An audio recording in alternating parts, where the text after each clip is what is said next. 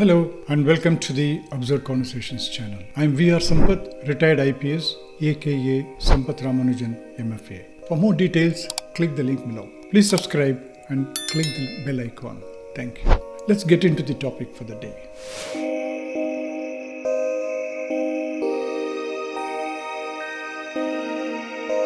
The hourglass. We have been asking this question for ages. Kings, philosophers, and common people. What is life? They all have had millions of thoughts about life. Many of them were recorded and circulated, but many of them remained just as thoughts. Men, philosophers, and kings lived and died. Did the thoughts die too? No. New kings, philosophers, and men arrived. They imbibed these thoughts, literally hanging in the air. They remained in circulation. There may be variations and they appear new and innovative, but thoughts are thoughts. It's like thoughts are more or less permanent. Men come and go. Coming to the question of what is life, let us assume it is an hourglass. The moment of birth is the moment the hourglass is inverted and the sand starts trickling below. You may do whatever you want, but the hourglass doesn't stop. And when the last sand particle trickles to the bottom, the hourglass becomes empty. You are gone forever. So what you do between the fall of the first and the last particle of sand is called life. Your life and my life. In this unknown but fixed time, you may choose to do several things. The hourglass has an atmosphere or space in which the sand moves. That space is filled with thoughts. You take the help of some thoughts and don't touch others. For instance, you may decide to study the hourglass, the thought of understanding life. You may stick around this thought of studying life all your life, or go live your life. You may want to study the structure of the hourglass, the sand, the orifice through which sand drops down. You may want to explore the hourglass, like how to make it bigger or tamper with the orifice to make it smaller, etc.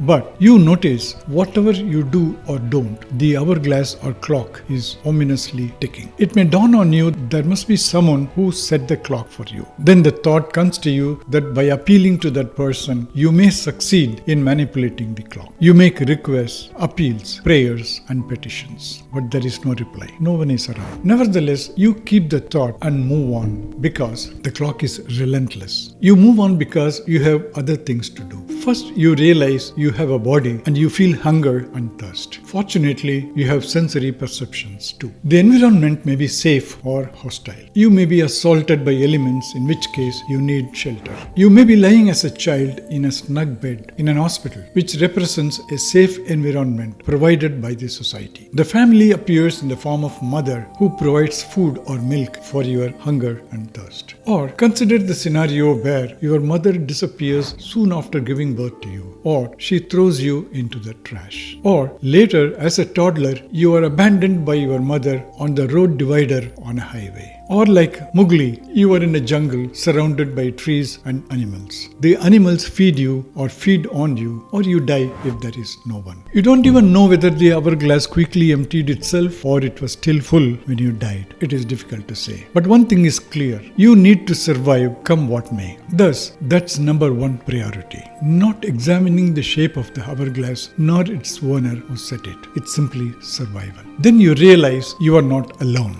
There are a whole lot of others with their respective hourglasses hanging around their necks, invisible but ticking constantly. You already came across the family and society in the form of hospital and mother. She showed you your father. There are others in the hospital, outside on the streets, above you in the top floors, and even in planes and satellites. You have to take help to navigate this space. You have to relate to others. If you are an infant, you smile innocently and your mother is moved and feeds you. When you grow up, you take the help of thoughts we spoke about earlier. You find ways and means of surviving and relating. Because as you grow up, you leave the hospital and mother behind and find new sources of food, shelters, and relationships. You also add an instinct for procreation and multiplying, which comes from nowhere. By using the learned skill of relating, you find a partner and procreate. You also provide for your progeny until it becomes fit enough to take care of itself. You learn to relate to others and societies skillfully without going against certain rules set by the society. All the while, the clock has been ticking away incessantly. non-stop. This seems to be the limit of your existence. You may live in this house or that, with this partner or that, with the help of one thought or several of them. And when the time is up, when the hourglass is empty, you are gone. No one knows what happened to you. No one comes back to tell you this is what to expect, the end, and this is life. You may choose to live like this, or you may complicate life by setting out to do more with the help of more thoughts. Thoughts like finding the meaning of life and the creator of life, etc. These thoughts are also planted by others like priests who sit right in the reception of the hospital to baptize you or a little later.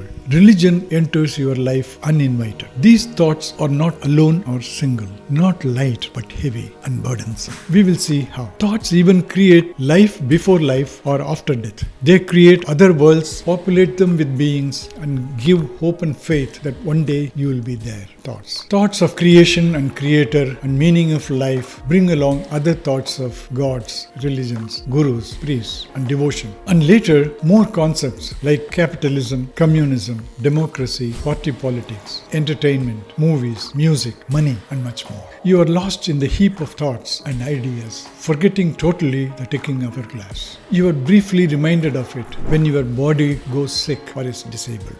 Otherwise, you remain on the roller coaster ride called life till it stops one day, the hourglass. Thank you.